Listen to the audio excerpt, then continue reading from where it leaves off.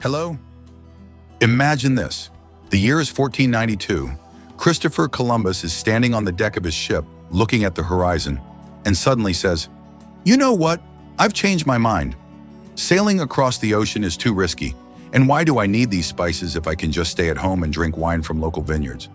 And so instead of discovering America, he turns his Santa Maria, Pinta, and Nina back to Spain, waves to Ferdinand and Isabella, and says, "Forgive me, Your Majesty, but I'd rather do something quieter, like growing olives."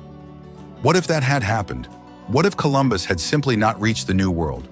What would our world have looked like if America had remained unknown to Europe for several more centuries? Today we will dive into this alternative history with a touch of irony, but without any fiction. Because let's be honest, Columbus wasn't the only one who dreamed of adventures beyond the horizon, but his voyage was the trigger that launched an entire era. What if that trigger hadn't existed? Would we still be sitting in Europe, nibbling on stale bread and complaining about the lack of pepper? Or maybe someone else would have made it to those shores, but with completely different consequences. This story is not just a what-if story. It is an attempt to understand how one man, one ship, and one bad day could have changed everything we know about modernity. So imagine Europe in the late 15th century. Kings and queens are spending huge amounts of money on expeditions because everyone wants to find a shortcut to India, preferably without middlemen charging 3 hides for a piece of cinnamon. Columbus, by the way, was a dreamer. He thought the Earth was smaller than it was, and he sincerely believed that he would reach Asia in a couple of weeks. If he had known that a whole continent was waiting for him, he might have stayed home.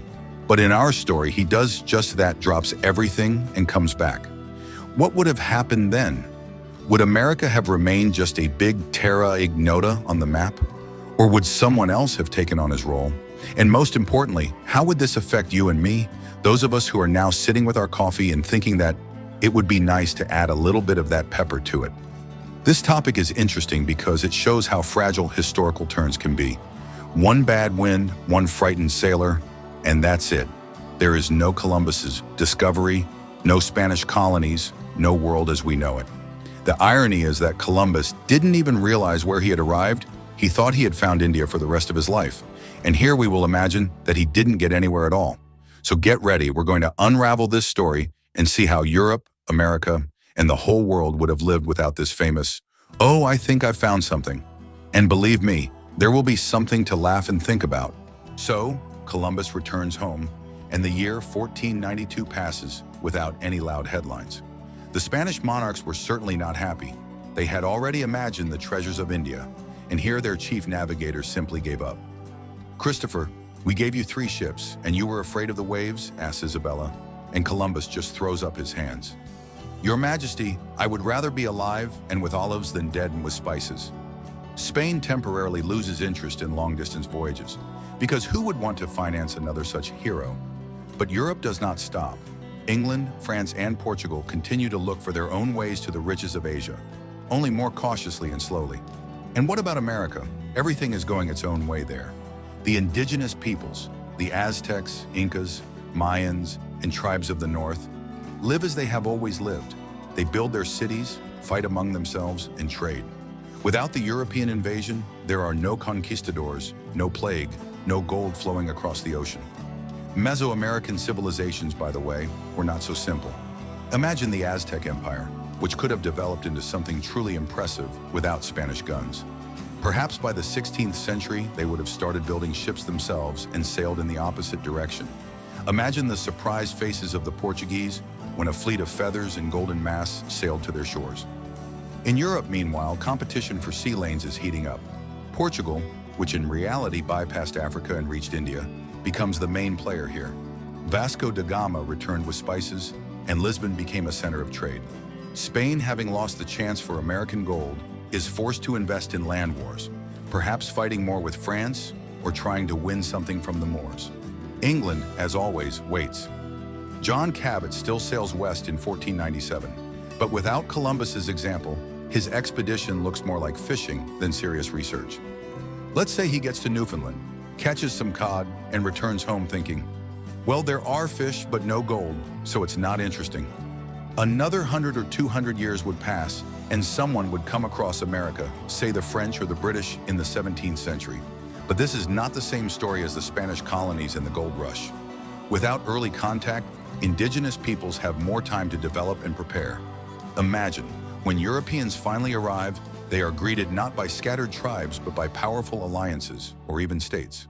The Aztecs could arm themselves with iron, learning from captives or trade, and the Incas could expand their empire to the Caribbean.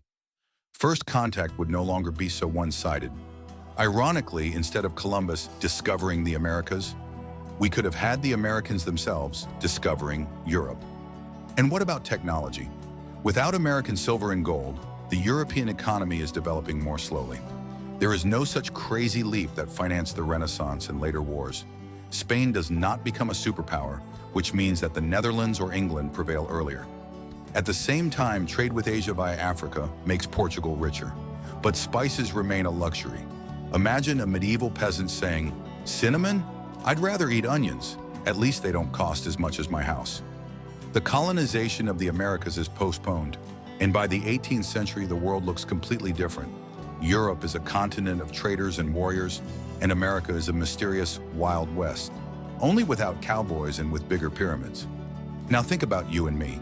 Without American crops, potatoes, corn, tomatoes, European cuisine would be sad. Imagine Italians without tomato sauce for pasta. It's just bread and butter. Or the Irish without potatoes. They would probably still be eating oatmeal 3 times a day and complaining about their fate. The irony is that Columbus, without knowing it, brought us not only the continent, but also a normal lunch. But here, we don't have that, and we might still be cooking turnips and dreaming of something tastier. On the other hand, without rapid colonization, there would have been no chaos that the New World brought. The slave trade, wars, and the destruction of cultures, all of this could have happened later and differently. By the 19th century, America might have become a second China, a closed continent that decides for itself with whom to trade. Europeans, of course, would have gotten there sooner or later, but on different terms. And who knows, maybe now we would not be speaking English or Spanish, but some mixture of Aztec and French words like "Bonjour, comrade Tenochtitlan." History could have turned so that we would not even imagine another world. But would it have been better? This is the kind of world we would have if Columbus had simply said one day, "No thanks, I'd rather stay home." America is a mysterious continent with its own empires. Europe is a little poorer, but perhaps more peaceful, and we are the ones who are still looking for something to spice up this boring rap. This alternate history makes us wonder, how random are the turns that we consider inevitable? One sailor who changed his mind, and the whole world took a different path. Perhaps we are still living in someone's alternative, but we just don't know who decided not to sail in the 15th century. The irony is that Columbus wouldn't even realize what he missed. He would have been sitting in Genoa, drinking wine and bragging to his friends. "You see, I told you the sea was not mine." And we would probably be living in a world where pizza is just a crust with cheese and French fries are an unattainable dream. On the other hand, without his discovery, many tragedies might not have happened, and who knows if this world would not be a little more just. That's what's interesting about these what-ifs. They show how everything is connected, and at the same time allow us to laugh at how we got here in the first place. So what do you think?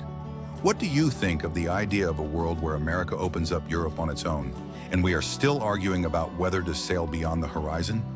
If you enjoyed thinking about such twists and turns of fate, please like the video. It's the best way to say, "Yes, I want more." And don't forget to subscribe. We're here together to figure out how history could turn out, and each new video is another opportunity to think and smile. Write in the comments what you would change in this story, or what topic you would like to see next. Maybe, what if Napoleon liked tea instead of wine? Let's play with the past together and see where it takes us.